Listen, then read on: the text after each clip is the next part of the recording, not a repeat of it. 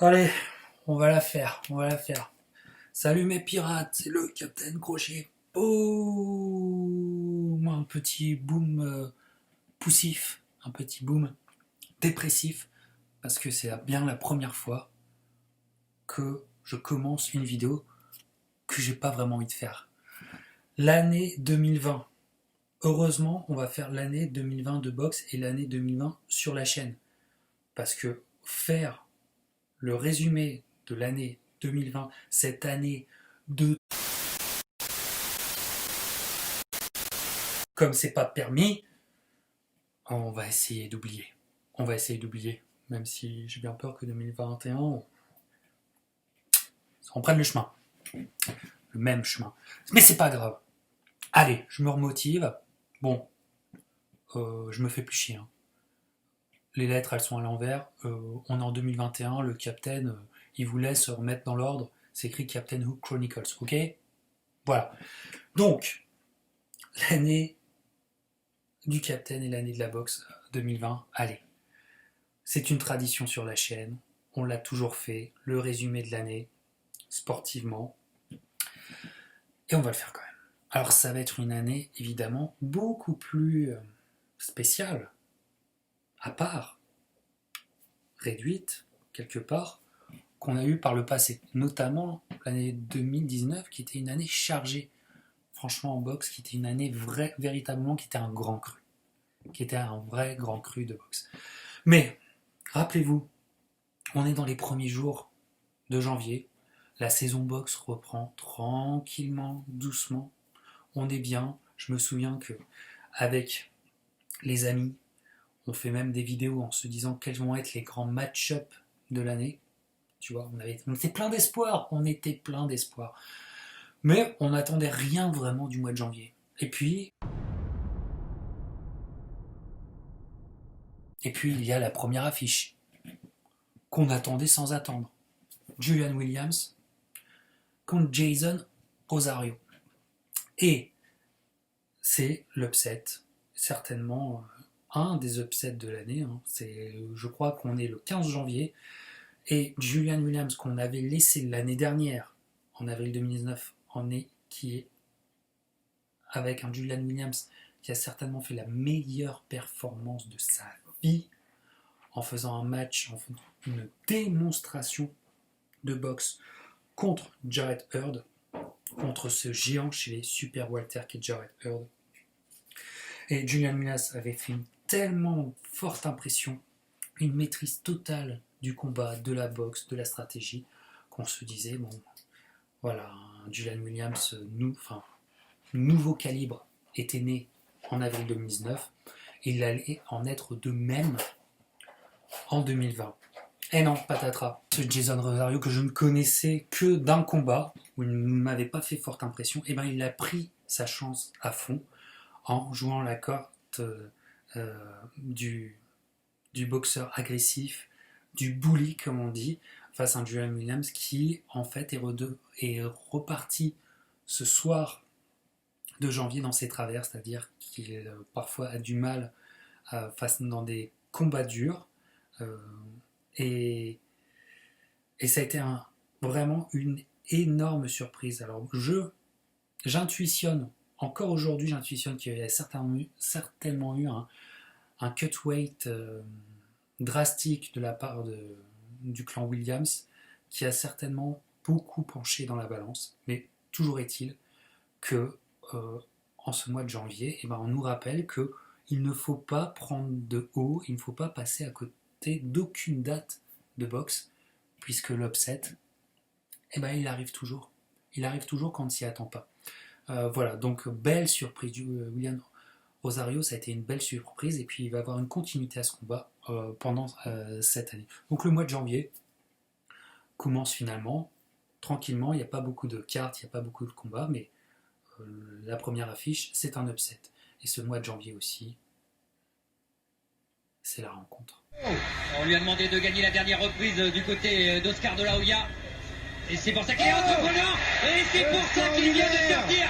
C'est crochet gauche. Voilà, c'est un attaquant. Il y avait cette solution. Je l'ai répété depuis le début. Il y a comme ça qu'il pouvait gagner. Attention, c'est pas fini. Et on lui a demandé vraiment, Jean-Claude, dans son coin, parce qu'on sait qu'il n'est pas forcément et en avance. Et la bagarre avec... C'est la rencontre tant attendue par le capitaine. C'est la rencontre, et oui, Christian Delcourt arrive sur la piraterie de la boxe. C'est la première interview que je vais faire de Christian Delcourt, et je ne le sais pas encore, mais ça va pas être la dernière. C'est ça qui est génial, et ça a été une rencontre exceptionnelle, vraiment. Dès la première vidéo, on a senti que le courant passait extrêmement bien. Moi, j'étais tellement, pour ma part, tellement satisfait et heureux de voir que un personnage, une personne, une voix qui avait été tellement importante pour moi quand j'étais plus jeune, quand j'étais adolescent, était véritablement à l'image de ce que j'en avais, de ce que je présumais de lui, c'est-à-dire un mec plein d'empathie, plein de bonne humeur et plein de gentillesse. Donc ça a été excellent, je pense que ça a été un grand moment, ça a été la première grosse surprise que je vous ai apportée sur la chaîne. Ça a été un grand moment pour les pirates qui ont été, je pense que je vous ai bluffé sur ce coup-là. C'est le mois de janvier et vraiment ça commence super quoi. Vraiment pour passer l'hiver, surtout l'hiver glacial ici. Voilà, une discussion avec Christian Delcourt, c'était quand même le top du top. Et bon aspect de 2020, c'est que c'est pas la dernière des discussions qu'on va avoir avec la voix de la boxe. Février arrive et là les choses sérieuses commencent. Le match-up qu'on attendait depuis déjà longtemps, depuis des mois, il était annoncé depuis des mois. Il y avait même eu des combats entre l'annonce de la signature du contrat et le combat lui-même. Notre Tyson Fury avait rencontré Otto Wallin. Wilder s'était occupé du quinquagénaire Luis Ortiz. Et la revanche, le deuxième combat entre Wilder et Fury arrive à Las Vegas au MGM. Il y a des pirates qui sont sur place d'ailleurs. Big up à Jérémy.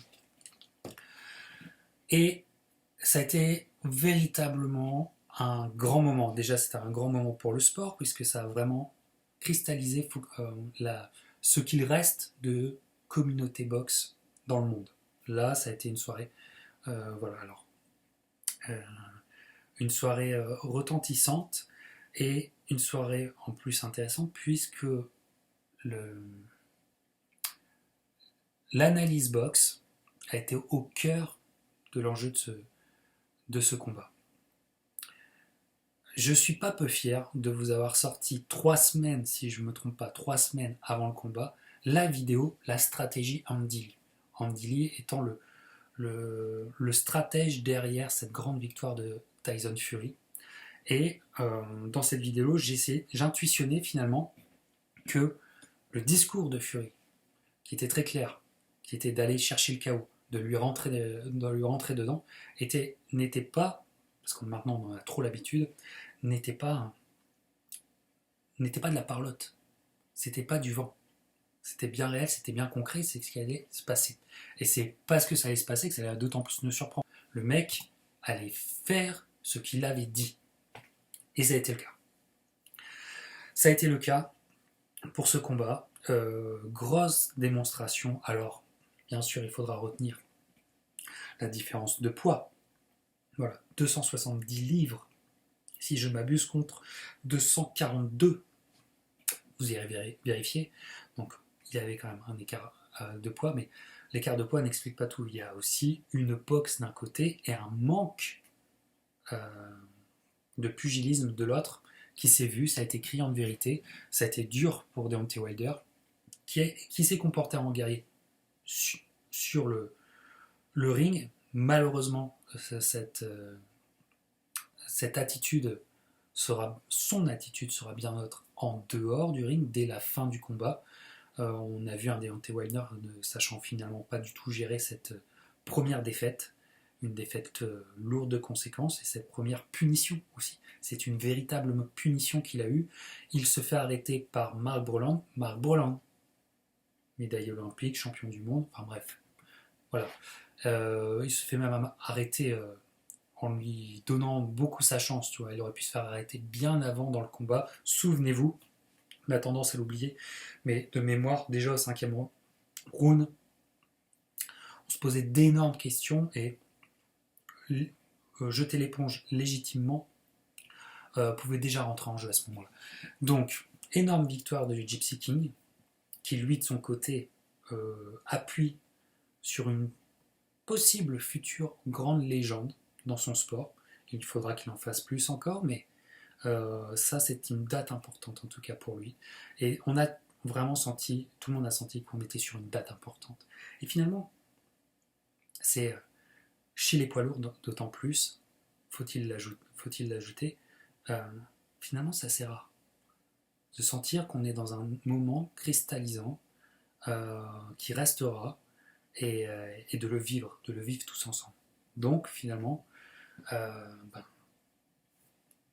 que demander de mieux? Le mois de février se passe extrêmement bien.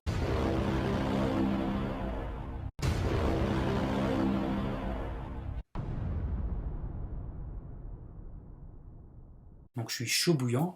Alors le capitaine chaud bouillant, il vous fait des années de la boxe, c'est parti. Énorme. Enfin, moi j'étais fou, j'ai mis 1995, j'espère que je vous ai fait kiffer. Mais c'est aussi une des vidéos qui a donné le ton de l'année.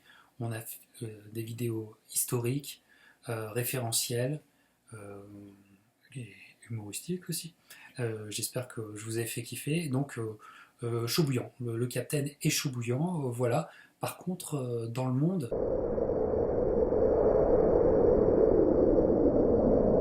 alors à partir de mars, c'est très bizarre, mais c'est un truc dont j'ai encore du mal à m'expliquer, je sais pas. Voilà, mais à cause de la Chine, en fait, moi qui suis originaire de Valenciennes, j'ai jamais été autant marseillais. Marseille, bébé. Je suis devenu pro-marseillais. Tranquille ou quoi? Alors, qu'est-ce qui s'est passé dans le monde pour qu'on en arrive là? Je ne sais pas, je ne me l'explique pas. Vous verrez par vous-même.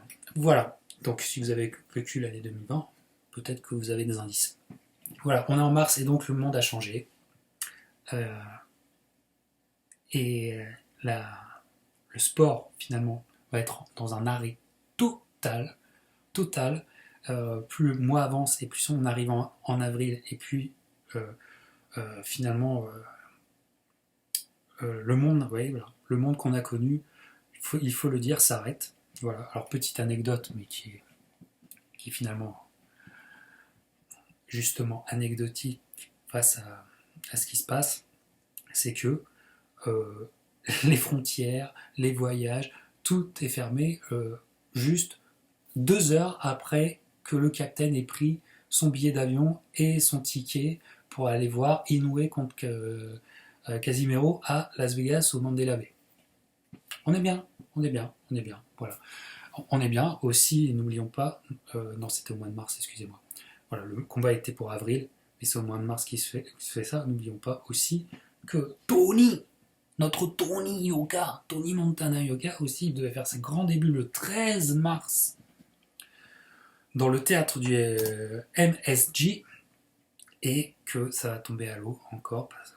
C'est bien normal parce qu'il se passe dans le monde. En sous-carte de cette soirée aurait dû boxer aussi un boxeur français qui reviendra un peu plus tard dans mon histoire. Fred Julan, The French Revolution, qui lui aussi aurait pu peut-être changer sa carrière ce 13 mars 2020. Ça ne sera pas le cas.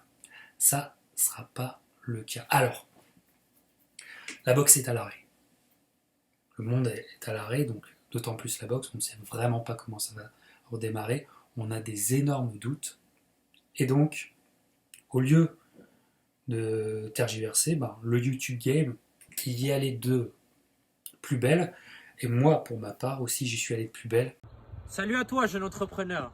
Ça va être une période inversement proportionnelle à ce qui se passe dans le monde.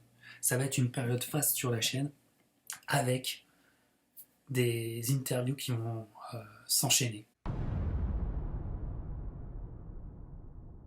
La chance et l'honneur d'avoir Caleb Truax, ancien champion IBF des super moyens, qui qui me fait l'honneur et la patience de faire une interview sur sa carrière, Willie Monroe Jr.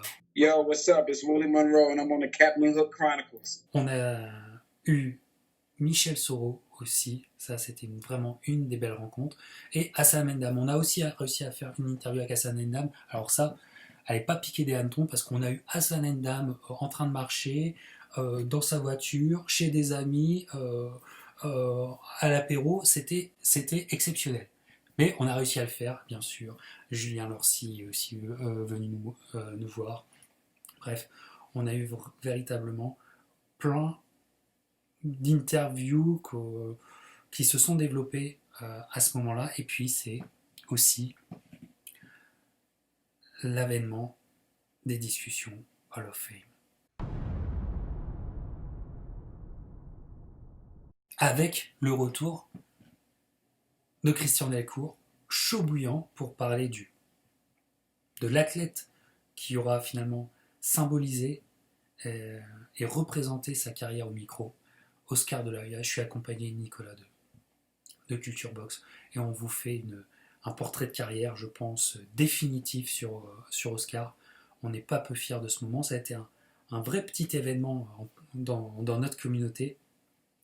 On a kiffé, voilà, c'est aussi la période des nocturnes du Captain où il y a le marathon des heavyweight. J'étais chaud bouillant, ah ouais, j'étais chaud bouillant, voilà, 4 heures de heavyweight, on en parle, la vidéo est évidemment, bien sûr, toujours disponible, et on a accumulé plein de portraits carrière, on est fin juin, aussi, les amis d'Overhand viennent pour parler du cas Adrian Bronner, pour essayer d'en parler comme jamais on en a parlé de ce cas-là en français.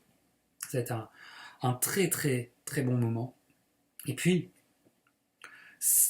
beaucoup de rencontres aussi dans cette période où on a pu avoir des gens. La deuxième grande rencontre de l'année sur la piraterie de la boxe, et ça a marqué toute la piraterie de la boxe, c'est Patrice Volny.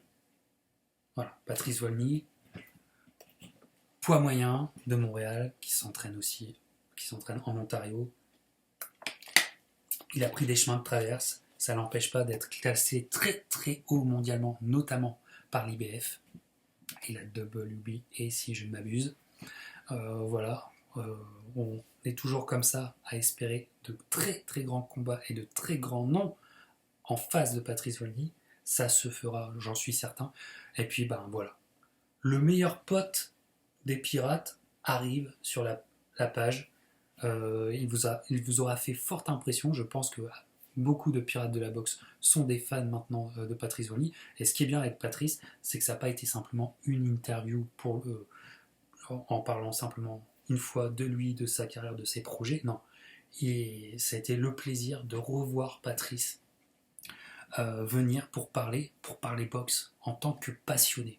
Voilà, et donc là aussi tous les grands boxeurs qui peut-être m'écouteraient et qui auraient envie aussi de venir parler de leur passion et de leur héros, vous savez très bien que vous êtes les bienvenus. Patrice, j'étais accompagné d'Antoine, de Central League Antoine, aussi peut-être le pirate de l'année, s'il en est. On vous a fait un portrait de carrière de Winky Wright, le boxeur qui a inspiré Patrice. On vous a fait avec Patrice toujours le portrait de carrière du Drunken Master, Emmanuel Augustus. Voilà, et puis Patrice est revenu vraiment plusieurs fois encore dans la piraterie de la boxe, et ça, c'était vraiment génial. Ça nous a permis de rentrer dans l'été 2020, en tout cas en tant que pirate de la boxe, mais de la meilleure des façons. On a eu ce printemps, et paradoxalement, a été très actif. Je pense que moi aussi, pour ma part, je me suis mis en tunnel vision, en vision tunnel, pour mieux supporter, je ne dirais pas accepter, mais pour mieux supporter l'état du monde dans lequel on était. Voilà. Je pense que je l'ai fait aussi pour me donner l'oxygène. Voilà, on va pas se mentir. Mais donc, on arrive en ce début d'été, et finalement, la boxe va redémarrer il va redémarrer à cause d'un homme. C'est un homme qui vraiment pousse les murs, pousse les portes pour que ça redémarre, parce que je pense que la plupart du business du business post est toujours le pied sur le frein, vraiment pas certain de comment s'y prendre. Et donc celui qui donc paiera les pots cassés, mais celui qui va prendre les coups pour que l'économie boxe, c'est-à-dire les combats, réapparaissent, et notamment sur les télévisions, et ben ça va être Bob Arum, il faut le dire.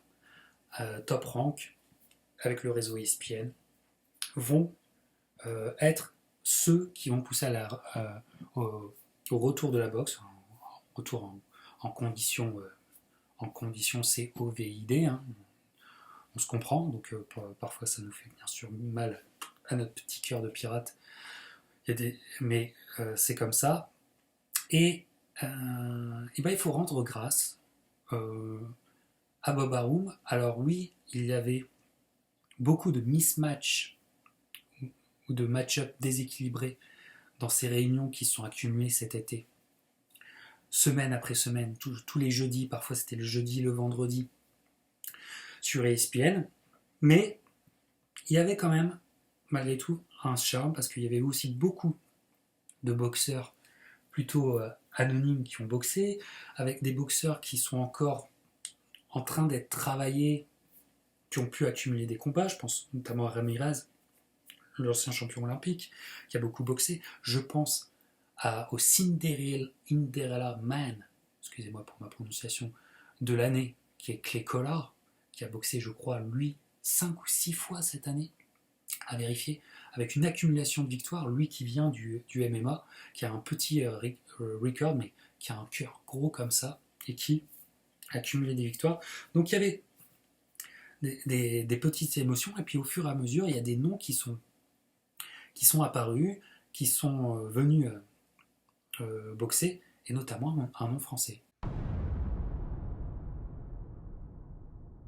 Carlos Takam, qui a fait son retour dans un combat compliqué, extrêmement compliqué, et j'aimerais vraiment souligner cela. J'ai essayé plusieurs fois de le contacter, mais malheureusement, l'interview ne s'est jamais faite, mais vraiment j'aimerais saluer cette performance de Carlos Takam dans un combat de retour, face à un adversaire nouveau, puisque Carlos Takam s'entraînait depuis des mois dans l'objectif de Oscar Rivas. C'est un changement d'adversaire qui a lieu dans un combat compliqué, un combat avec, je dirais, qui était rempli d'appréhension. Voilà. Et ce qu'on ne comprend pas, c'est que Carlos Takam, pour moi, fait un des exploits de l'année. Parce qu'il monte sur le ring dans des conditions... Oui, les mots peuvent être forts, mais dans des conditions atroces. Il y a une perte familiale, voilà, il est en période de deuil au moment où il monte sur le ring. Rien n'allait parfaitement, et en professionnel qu'il est. Et voilà, pour moi, c'est vraiment l'une des images des grands boxeurs professionnels. Ils sont pros dans leur approche. Et ben, il est monté sur le ring, il a, à sa façon, performé, il a obtenu la victoire, et vraiment, grand salut à lui, parce que c'est une date qu'on oublie, mais dans ce retour de la boxe, Carlos Takam, ça a été quelque chose. On est au mois de juillet, si je ne m'abuse, et ça a été quelque chose. Alors au mois de juillet, une autre annonce. Je ne m'étalerai pas là-dessus. Voilà, c'est un truc qui existe, mais qui pour le capitaine n'existe pas. Mais simplement, j'en ai fait quand même une vidéo en juillet, et simplement je vous dis dans cette vidéo de juillet, où je pète mon plomb sur, je trouve, le délire qui accompagne cela, c'est que je vous ai dit tout ce qui allait se passer. Ça a été une année où j'étais un peu devin, tu vois, mais c'est pas très compliqué d'être devin dans la boxe en 2020. C'est vraiment pas compliqué. Je vous ai dit que ça finirait en match nul, et que les deux en sortiraient beaux, grands, il y aurait pas et ils en sortiraient en tout cas les deux n'en sortiraient pas perdants. Parce que c'est un spectacle. Et donc, voilà. Ce qui devait arriver est arrivé. Voilà. Alors, bien sûr, certainement, ça a dû être bien fait, bien cadré, des belles lumières. Si ça vous a fait kiffer, grand bien vous fasse. Mais voilà. Ce qui était désolant, c'est que quand la boxe va mal, en fait, elle va d'autant plus mal quand la hype et quand le délire qui passe au travers du YouTube Game, ça se cristallise sur ça. C'est navrant. Voilà, on était dans une période navrante par chez nous. Alors, l'été continue avec ces soirées ESPN qui ont vraiment, il faut le dire, qui ont sauvé la boxe parce qu'elles nous ont remis dans le rythme. Alors moi, il y a une soirée que j'ai adorée avec notre ami Michaela Mayer. Tu vois, bien sûr qu'il fallait que j'en fasse une vidéo. Elle a eu lieu, évidemment, Michaela, si tu veux, hein, tu es toujours la bienvenue en interview avec grand plaisir. Je crois qu'après l'enregistrement, je vais t'envoyer un message. Je reste chaud bouillant, hein. On a fait l'année 1990. On a eu un fun énorme à faire ça. J'espère que vous l'avez eu aussi. Donc on se dirige déjà au mois d'août. On fait aussi des petits incartades cinéma. On fait le cinéma le sport au cinéma. Puis on arrive sur la rentrée.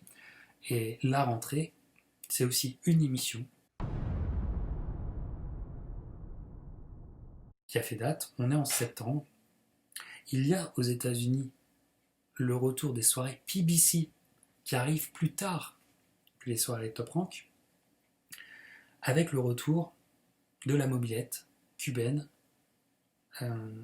Rislandy Lara dans un match contre Vendetti. Vendetti que vous, Français, vous connaissez, parce qu'il est venu se faire défoncer par qui ? Par Michel Soro. Et Michel Soro, le lendemain du combat de Lara, il est avec nous. Et ça a été un énorme moment. Il vient donner son avis, il vient donner son sentiment. Et ça a été un grand moment. C'était la deuxième fois qu'il venait sur la page, après avoir fait une première interview en mai, et donc au printemps.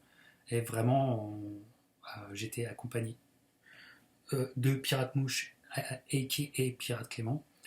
Et on a essayé de faire la meilleure interview possible au moment des faits. Voilà, c'était un grand moment. Merci encore Michel d'être venu 2 fois dans la piraterie de la boxe. Rien ne t'y obligeait. Voilà. Et merci d'avoir été avec nous. Ça a été un grand moment. Donc la rentrée aussi, ça a été un autre grand moment et en France. Tony Yoka, Yohan Duhaupas, c'était un match-up, là, c'était un match-up en tout cas ultra vendeur pour le public, le grand public sportif français. Ça a été le cas. Alors, on peut imaginer que si 2020 n'avait pas été 2020, c'est-à-dire si le monde d'avant existait encore, ça aurait été une grosse recette. Ça aurait été une grosse recette, à mon avis, de billets. Et ben c'est le reptile qu'on adore parce que carrière pleine de panache, qu'on ne pourra jamais lui enlever, qui restera malgré tout. Et ben c'est terrible parce que c'est une défaite crève-cœur. Et c'est aussi, j'ai trouvé, une très intéressante approche de Tony Yoka. Un Tony Yoka que je percevais très stratège et qui prenait son temps, qui avait ayant besoin de poser sa boxe la plupart du temps. Et là, c'est un Tony Yoka qui, et il est vrai quand on perçoit peut-être des failles chez son adversaire, un adversaire qui est un vétéran maintenant. Parfois, il faut faire mal d'entrée de jeu, il faut sauter à la gorge, et c'est ce qui se passe. Et il n'y a pas match. Malheureusement, il n'y a pas match. Mais il n'y a pas match, pourquoi ? Parce que c'est des coups de poids lourds extrêmement bien donnés.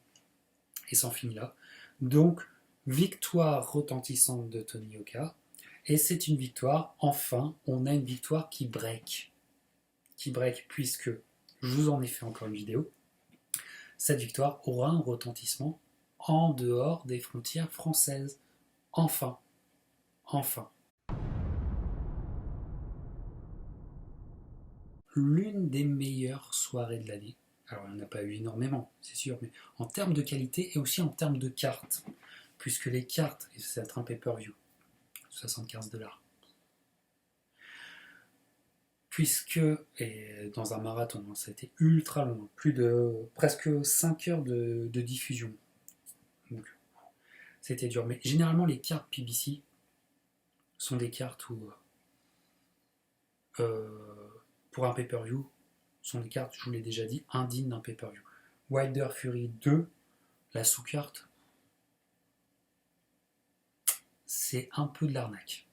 Même si c'est des noms, même s'il y avait beaucoup de noms que j'aime, que vous aimez, mais en termes de match-up, de prestige, non, on n'était pas là. On n'était pas là. Alors que la carte dite des Charlots était beaucoup plus fournie, je trouve.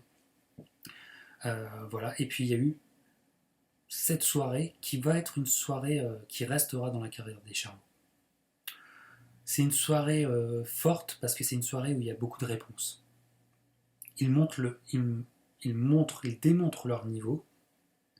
Certains pouvaient en douter. Bon, les faits sont là. Jermell Charlo devient champion unifié des Super Welter en faisant extrêmement mal à Jason Rosario, qui sortait d'une belle victoire en janvier. Mais Charlo a été propre, il s'est pas pressé, il a marqué, et surtout il a boxé à l'impact. Rien à dire, il y a un number one chez les Super Welter. Il y a un homme à battre, clairement. Voilà, 3 ceintures, c'est assez rare pour être souligné. Et puis il y a le frère, Jermall Charlo chez les moyens, contre Sergei Derevyanchenko, qui proposera, face à une grande adversité, proposera toujours un combat.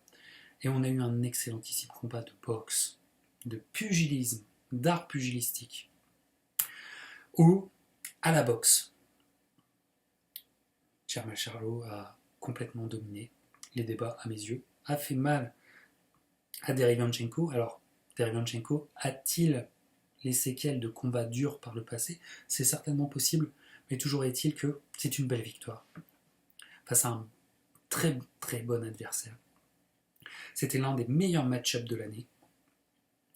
Et là aussi, en tant que poids moyen, Jermall Charlo s'impose aussi comme le numéro 1 ou le numéro 1 à minimum en discussion avec évidemment Triple G.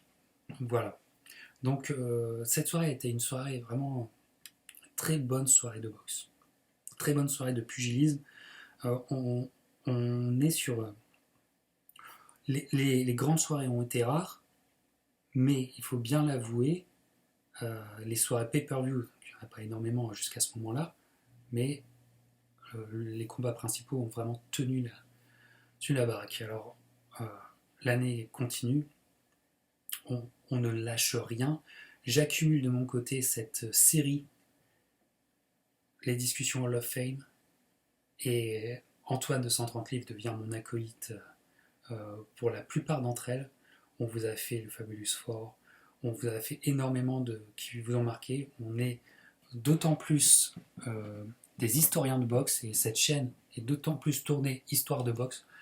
Autre chose, on parle des grandes rencontres, on parle de Christian, on est obligé de parler de Patrice Volny, parce que aussi cet automne, Patrice nous a fait un cadeau. J'étais avec Paul de Boxing Wave, avec Patrice Volny, on a tous switché en anglais, et on a pu faire l'interview, et alors on va pas aller dans la fausse modestie, mais moi je pense que c'est la meilleure interview de Custo Clayton à la suite de son combat contre Sergei Lipinets. Voilà, alors ça c'est un grand moment pour la piraterie de la boxe. On commence à se faire un petit peu connaître, chez les anglophones et surtout chez les ricains. Et Custio Clayton qui a sorti un gros combat contre Sergei Lipinets, voilà, qui se finit en match nul, où il ne m'a pas manqué grand-chose, voilà, mais c'est un combat encore de grande stratégie pugilistique. Je vous le conseille si vous n'êtes pas encore attardé dessus. Et je crois que une semaine après, ouais, c'est ça, un peu plus d'une semaine, il était avec nous pour discuter. On a discuté vraiment en profondeur et dans le détail de son combat, et c'est vraiment peut-être l'interview, et il y a eu beaucoup d'interviews cette année, c'est peut-être l'une des interviews où je suis le plus fier de l'année. Donc ça, c'est un grand moment. Voilà. Donc, comme on est chaud bouillant avec mon acolyte, mon pirate Clément, autant ouvrir un magasin de t-shirts en ligne. Et c'est fait grâce à son talent, grâce à nos idées communes. Et voilà, les t-shirts qui représentent à chaque fois qui représentent une vidéo de la piraterie de la boxe, que ce soit l'année 94-95, et des discussions Hall of Fame, vous retrouverez dans la boutique ces t-shirts. Donc voilà, la piraterie est en expansion à ce moment-là. On avance dans l'année, on commence à être déjà en dernière partie d'année, et les choses sérieuses vont vraiment s'accumuler. Lomachenko Teofimo Lopez a été une énorme soirée boxe, et peut-être, et là je me mouille un peu plus, je pense que c'est la soirée de l'année. Je pense que c'est la soirée de l'année, symboliquement, pour ce qui se passe, pour ce qui en découle, pour tout ce qu'on y espérait aussi. Alors moi je suis encore une fois très fier parce que j'avais quand même mis ma petite pièce sur Teofimo qui allait nous faire un grand combat. J'osais pas aller jusqu'à la victoire, mais je savais qu'en termes d'opposition, il allait être l'opposition la plus dure de Lomachenko. C'est ça que je pensais, et en fait il a surpassé encore ce que j'attendais. Moi je suis pris par la hype Teofimo depuis ses débuts. Voilà, ça fait au moins depuis 2 ans voire plus que je vous bassine avec Teofimo Lopez, et parce qu'il représente pour moi, on parle souvent des prospects, mais il y en a qui sortent plus du lot que d'autres, et Teofimo pour moi c'est ça. Parfois, dans des générations, il y en a un qui ressort plus du lot que les autres. Et Teofimo, c'est lui.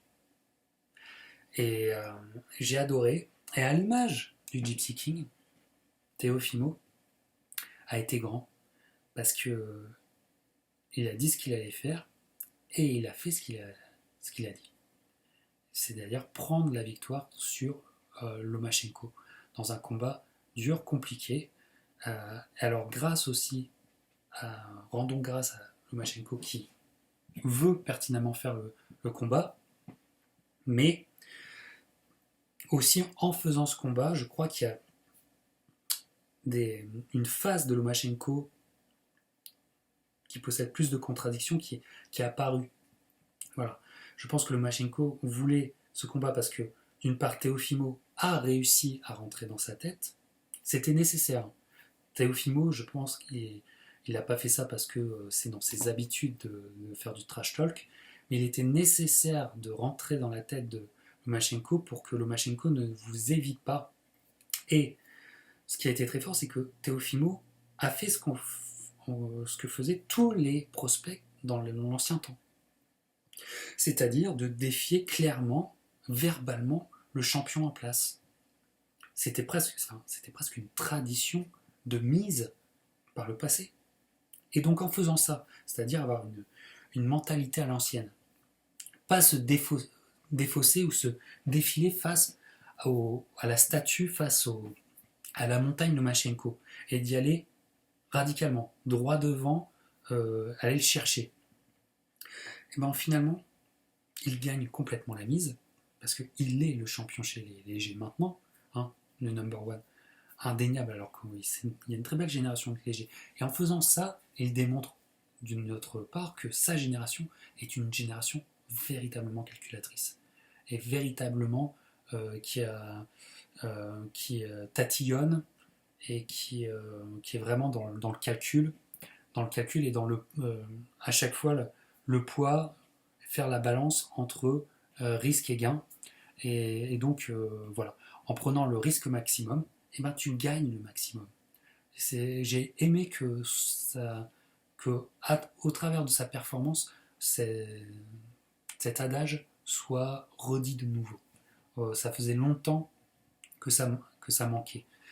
Et le combat, finalement, a été ce qu'il a été. Alors, Loma a pris ce combat parce que je pense qu'il avait une condescendance trop grande vis-à-vis de Teofimo Lopez. Il n'a jamais cru que Teofimo pouvait être aussi bon qu'on le disait. Il ne croyait pas à ça.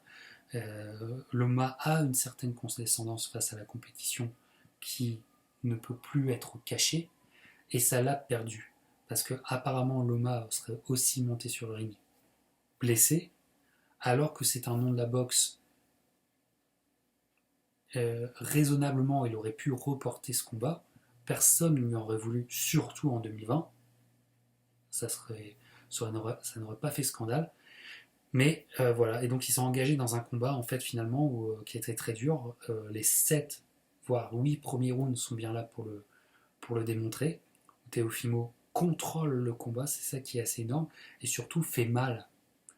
Lomachenko ne peut pas s'engager pendant 7 à 8 rounds. J'ai pas revu le combat depuis, mais il ne peut pas s'engager. C'est bien la preuve que c'est parce qu'il y a une force, c'est parce qu'il y a des coups en face qui font que l'engagement est beaucoup plus compliqué et que on devient attentiste et que le combat passe et que Teofimo gagne des rounds. Il y a un dernier round qui est magnifique aussi. Ils vont au bout d'eux-mêmes, les deux, ils vont au bout d'eux-mêmes. Et puis il y a cette victoire qui n'est pas déméritée de Teofimo Lopez. Alors bien sûr, il y a une carte qui vient encore gâcher l'affaire. Voilà, une carte excessive, une carte proprement Adeline Bird, même si c'est pas elle qui l'a donnée. Et d'ailleurs, quand on sait qui l'a donné, ça me perturbe d'autant plus, parce que c'est normalement une très bonne juge. D'ailleurs, j'ai perdu le nom là, vous m'en excuserez, qui est la fille de l'ancien scoreman de HBO. Voilà, Harold Lederman, donc Julie Lederman. Voilà, ça revient. Le cerveau est un peu vieux, mais il continue de marcher. Bref, il y a une carte qui vient un peu salir la fête, mais la victoire est quand même pour Teofimo.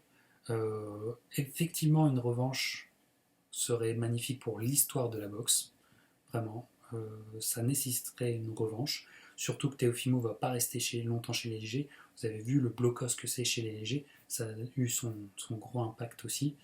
Donc voilà, mais c'est quoi qu'il en soit, ça a été une soirée aussi forte, et le débrief que j'en ai fait représente bien ça, parce que c'est un des débriefs qui a le mieux marché de l'année. Preuve que la communauté boxe était, encore une fois, était cristallisée sur cet événement. Voilà, donc on peut voir, c'est vrai que les chiffres YouTube permettent de voir quand l'intérêt est là et quand le désintérêt est là aussi. Mais là, l'intérêt était très fort, et à mes yeux, encore maintenant, je pense que c'est la soirée 2020 de boxe. Tout simplement parce qu'il y a des choses qui resteront dans l'histoire de boxe qui se sont faites ce soir-là. Donc voilà, on continue. Le choix de Mongolien du Capitaine de l'année, ça a été de vous faire un live pour une purge. Danny Jacobs, qu'on ne reconnaît plus, contre Gabriel Rosado, le guerrier. Ça a été malheureusement une purge, incompréhensible, vu le talent en présence. Sont-ils encore, surtout pour Jacobs, sont-ils encore des boxeurs qui ont de l'envie et qui regardent de l'avant dans leur carrière? J'en arrive presque à avoir un doute.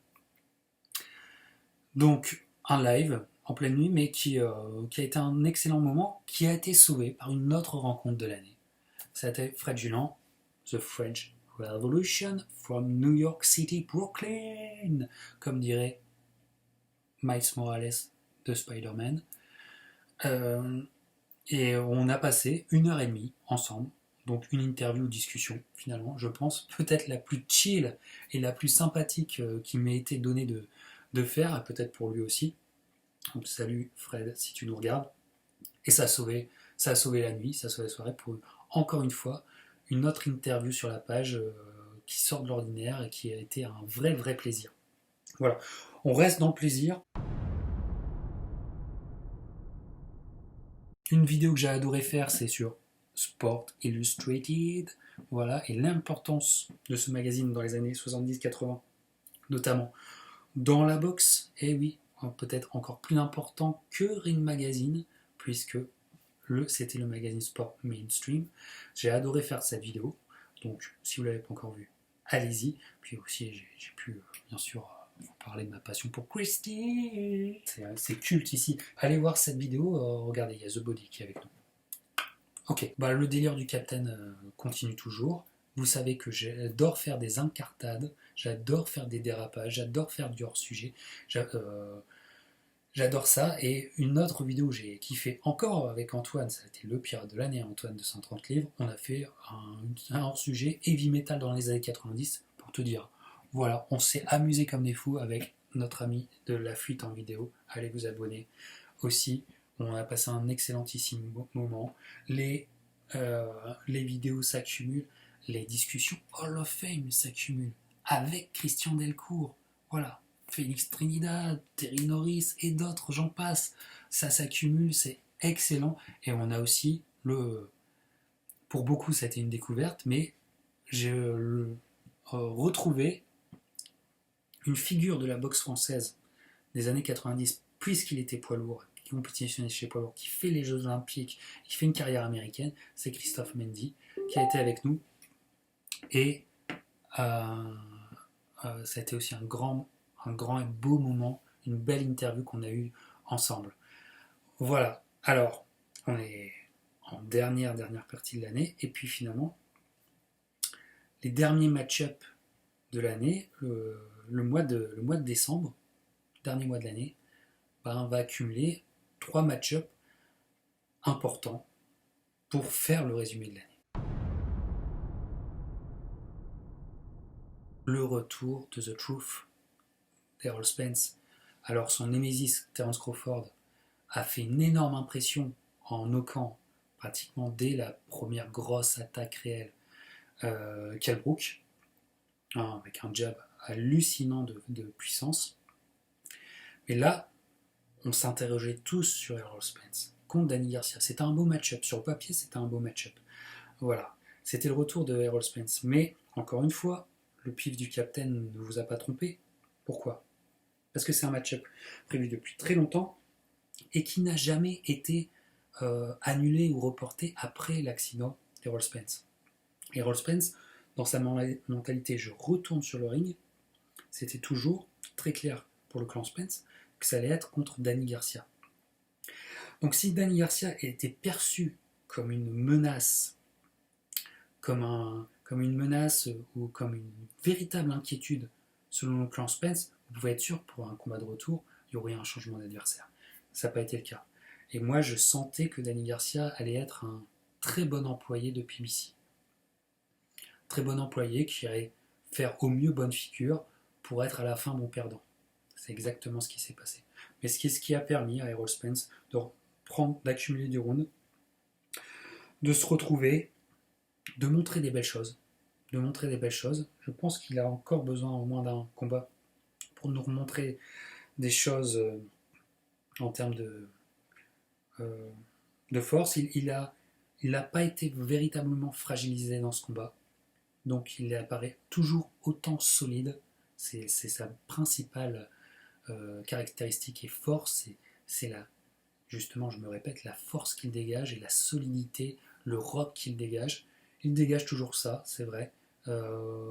Sa masse musculaire a peut-être un peu pris et un peu différent, mais il est de retour, il est sérieux, et prend une victoire, en fait, mais qui est une victoire, je pense, en trompe-l'œil. Voilà, Danny Garcia, moi, ce qui est criant en vérité dans ce combat, c'est surtout du côté Garcia, où les limites de Garcia, alors que Fred Julian nous en avait parlé, il l'avait vu en sparring, et c'est un très bon boxeur, mais les limites de Garcia sont apparues. C'est un mec de second. Voilà, c'est un B-fighter, et qui n'a pas les armes, qui n'a pas la boxe pour faire mieux que bonne figure. Voilà. Donc, c'était mais c'était quand même un grand moment de boxe, il faut le souligner. Alors, évidemment, les discussions Hall of Fame s'accumulent. Hein, Camacho quand même avec Christian Delcourt, non, mais t'imagines, c'est une tuerie. Et Antoine. Et puis, c'est le retour du mannequin, c'est le retour de l'idole, c'est le retour du panneau publicitaire que beaucoup aiment tant caresser. Joshua is back. Voilà, presque un an, jour pour jour, après avoir repris ses titres dans un combat tendu, compliqué, avec une certaine fébrilité, fragilité contre Andy Ruiz. Hein, c'était pas le Joshua destructeur, mais plutôt le Joshua Erislandy Lara qui avait eu lieu, mais ça fait partie du game. C'était la bonne stratégie ce jour-là pour reprendre son titre. Il le défendait contre Pulev. Voilà. Finalement, très bon match-up pour briller et pour certainement sortir un gros KO. Ça a été le cas. Et en fait, on a eu un Joshua qui, comme je vous le disais, est dans un entre-deux.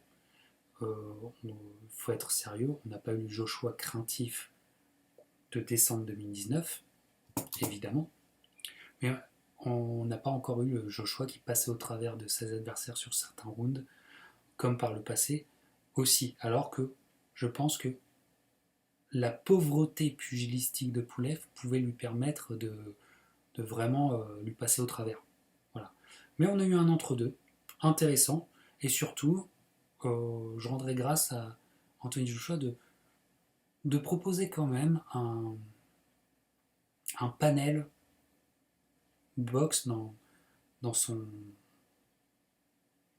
Il a plusieurs cordes à son arc, malgré ce qu'on dit. C'est un boxeur discipliné,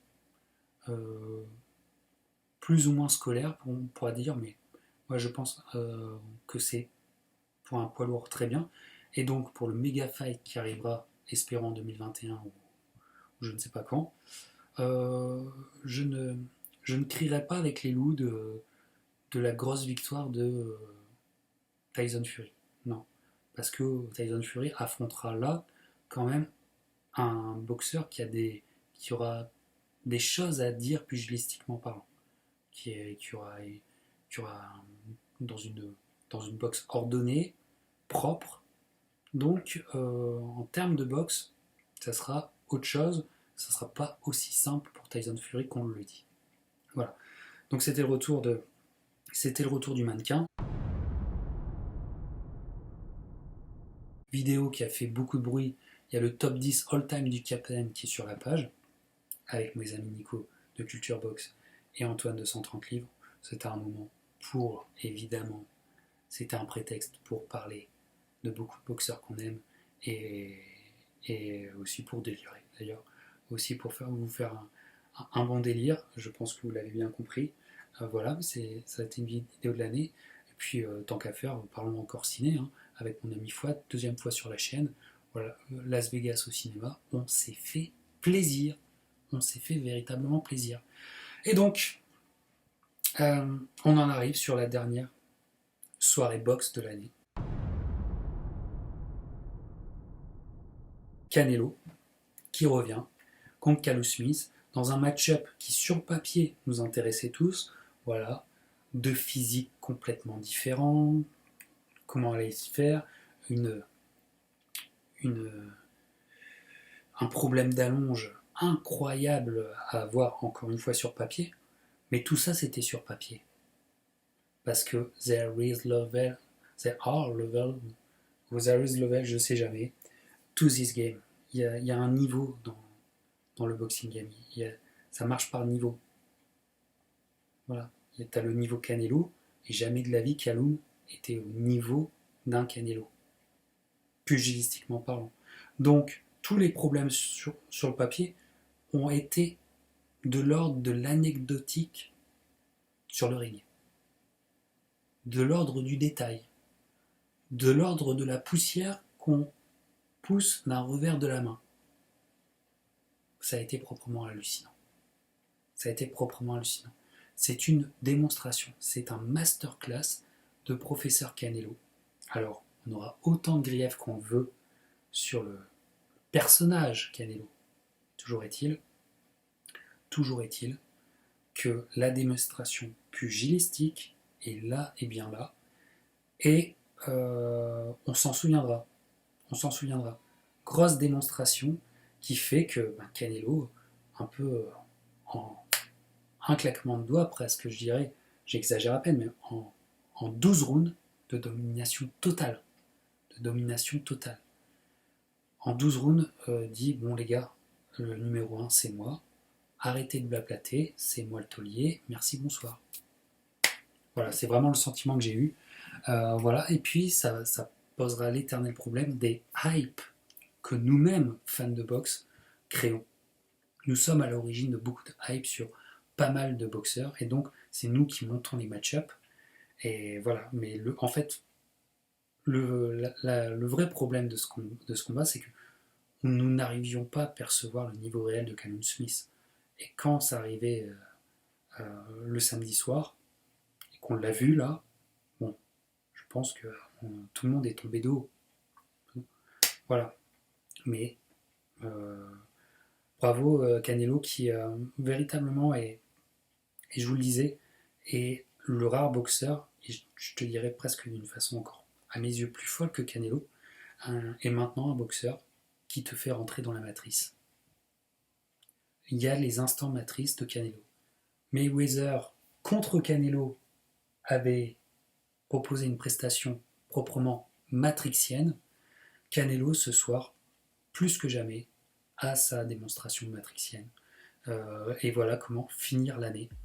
Donc, il est clair que petite année, mais toutes les figures qui marqueront 2021 ont été quand même présentes. Canelo, Earl Spence, Terence Crawford, le Gypsy King, Wilder peut-être, aussi Attila et Tony Oka, bref.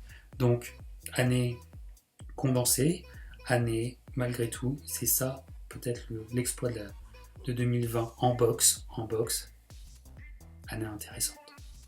Voilà. Donc, mes pirates, continuez d'être des pirates justement. Je vous souhaite le meilleur pour 2021. Nous, on continue dans le délire. D'autant plus historien de boxe, d'autant plus Hall of Famer.